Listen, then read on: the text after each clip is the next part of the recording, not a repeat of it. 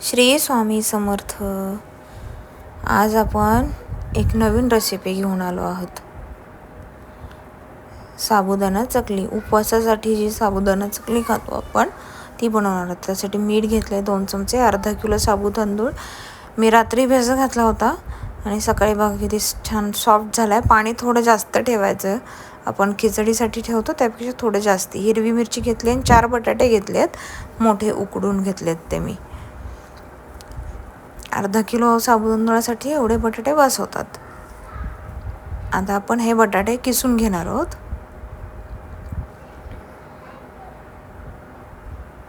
हे बघा बटाटे किसून झालेले आहेत आणि मिरची मी मिक्सरमधनं बारीक करून घेतली आहे. आपल्याला ही मिरची घालून घ्यायची आहे सगळी.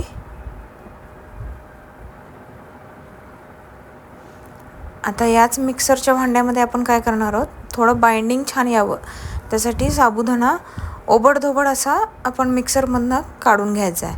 म्हणजे काही खूप बारीक होतो, मग त्याचं बाइंडिंग छान येतं. म्हणजे अगदी थोडा असाच ठेवायचा आहे आपल्याला आणि थोडा जो आहे तो मिक्सरमधनं आपण काढून घ्यायचा आहे.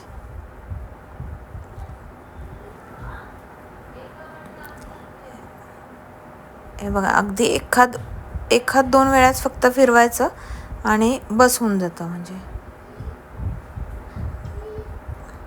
बघा छान झाला साबुदाणा. खूप बारीकही झालं नाही आणि खूप मोठाही नाही.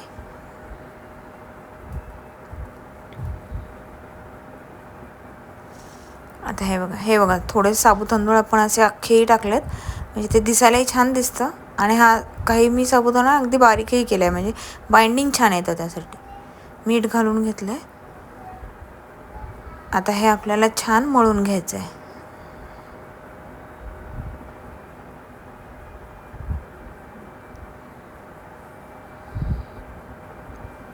आता मी एक पिशवी घेतली आहे दुधाची. याचा कोन करायचा आहे आपल्याला. म्हणजे आणि सुद्धा चकली छान येते, पण त्या छोट्या छोट्या कराव्या लागतात. म्हणजे काहींकडे जर का ते सोऱ्या नसेल तर हा एक आपण पर्याय त्याच्यासाठी निवडू शकतो.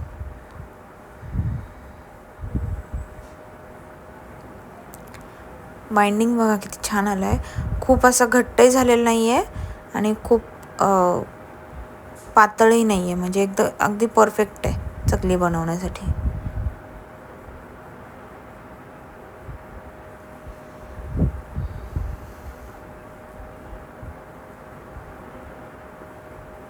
हे तुम्हाला दोन्ही पद्धतीने करून दाखवणार आहे. आता मी हे कोनने कसे करता येईल ते दाखवते आणि त्यानंतर आपण सोऱ्याने कसे करायचे ते दाखवते.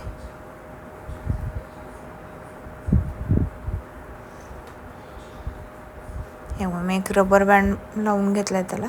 अगदी नाही लावलं तरी चालतं, पण एक लावला आहे मी सेफ्टी, म्हणजे वर येऊ नये पटकन पीठ, त्यामुळे.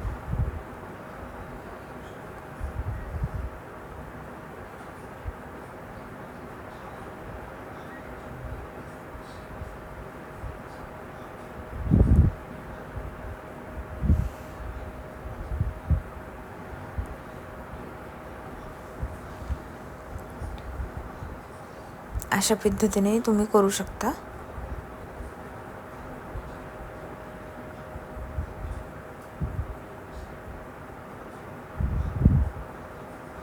आणि हे मी तुम्हाला सोऱ्यातनं करून दाखवते. सोऱ्याला तेल वगैरे असं काही लावलेलं नाही आहे, कारण मग त्याचा वास येतो, तेलाचा वास येतो. आणि मग आपण एक तर वर्षभर ठेवणार असतो. हे असे रेसिपीज आपण जे करतो ते वर्षभरासाठी टिकणारं आपण करत असतो. मग त्याला तो वास येतो तेलाचा कुबट. त्यामुळे मी असं तेल वगैरे काही लावलं नाही आणि ते व्यवस्थित होतात, म्हणजे काही गरज वाटत नाही.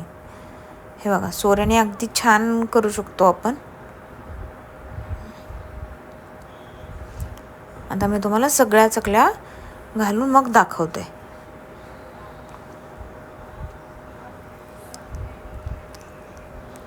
हे बघा प्लास्टिकच्या पेपरवर ठेवलं आहे.